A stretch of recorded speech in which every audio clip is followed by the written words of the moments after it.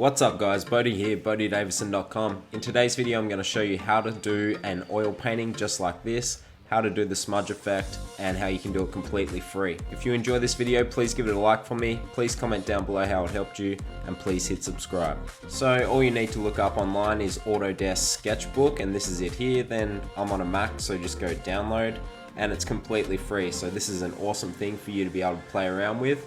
And that's all you got to find, Autodesk Sketchbook. All right, this is the picture we're going to work with, and these are the settings that you want to have to be able to do what I'm doing. So if you look over here, we've got these selected.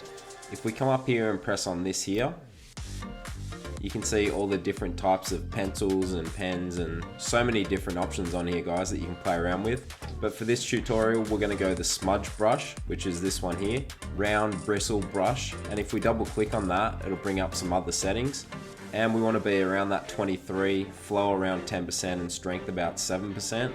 And then we're just going to work with that. Then we'll start getting to work, so just enjoy.